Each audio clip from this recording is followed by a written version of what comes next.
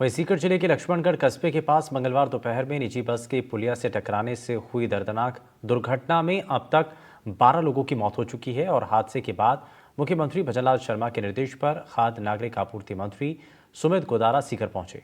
साथ ही यूडीएच मंत्री झाबर सिंह खर्रा भी हादसे की जानकारी के बाद सीकर के अस्पताल पहुंचे, जहां दोनों मंत्रियों ने घायलों के कुशलक्षेम पूछा है और चिकित्सकों, अस्पताल प्रशासन और प्रशासन के अधिकारियों से बातचीत कर जरूरी दिशा निर्देश दिए।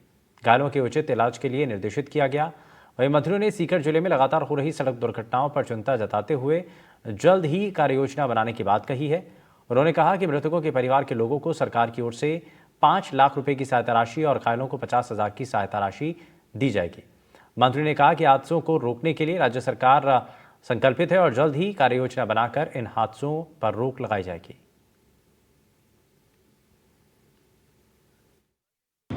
बहुत ही दुखद घटना हुई और 14 जनों का अभी तक समाचार है कि 14 जनों की मृत्यु हुई है इसमें एक्सीडेंट में और काफ़ी 25-26 जने घायल हैं, जिसमें 9 की स्थिति गंभीर है। उनको जयपुर रेफर किया गया है और माननीय मुख्यमंत्री जी का मैं झुंझुनू तक निर्देश आया कि आप जाओ वहाँ पर झुंझुनू सीकर और ये दुखद घटना हुई है उसमें जाकर देखिए क्या मदद कर सकते हैं। और आकर देखा, अधिकारियों से बात की और सारे जनप्रतिनिधि है और सीकर की जनता को भी धन्यवाद दूंगा कि जिन्होंने जितना अपना प्रयास किया वो सब, चाहे गाड़ी से किसी तरह सबको लेकर आए और सारे स्टाफ ने जो अपना प्रयास किया, डॉक्टर्स ने, वो भी उनके लिए मैं धन्यवाद दूंगा। जितना प्रयास हो सका सरकार की तरफ से, जो जिनकी दुखद दुर्घटना मृत्यु हुई है उनके लिए 5 लाख की राशि जो है और 50,000 जो गंभीर रूप से घायल है उनके लिए है। और माननीय मुख्यमंत्री जी द्वारा निर्देश दिए गए किसी भी तरह की कोई भी इलाज में कहीं भी कोई नहीं हो, चाहे जयपुर हो, कहीं भी उच्च स्तर पर जाना पड़े, हम जो भी हमारा प्रयास रहेगा उनको जिनके जीवन बचा सकें वो प्रयास हमारा रहेगा। 12 व्यक्तियों के मरने की सूचना है।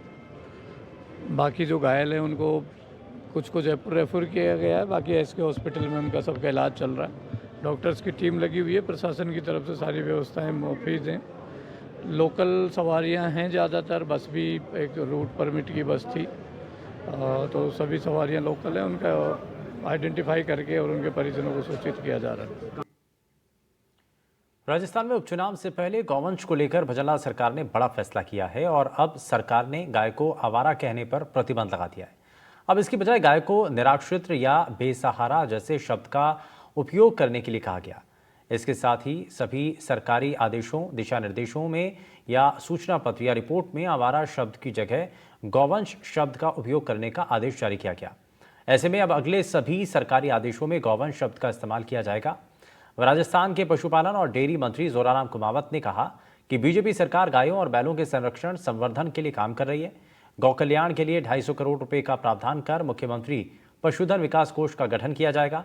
मंत्री जोराराम कुमावत ने जुलाई में विधानसभा में कहा था कि मुख्यमंत्री मंगला पशु बीमा योजना शुरू की जाएगी, जिसमें दुधारू पशुओं के साथ अन्य पशुओं को भी इसमें शामिल किया जाएगा। पशुपालकों की सुविधा के लिए सभी जिलों में चरणबद्ध तरीके से पशु मेले आयोजित किए जाएंगे। गायों के लिए बहुत सारी योजना भी सरकार ने बना रखी है।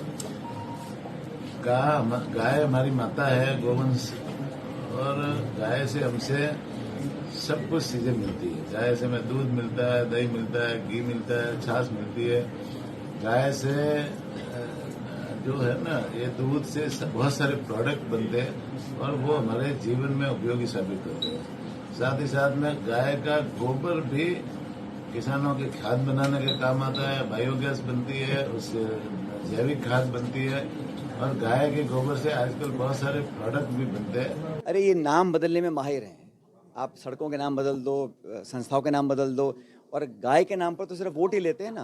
कांग्रेस गवर्नमेंट ने हमेशा गौ सेवा को प्राथमिकता दी है और गाय की रक्षा संरक्षण, उनकी सुरक्षित रखना, ये काम सरकारें हमारी करती थी।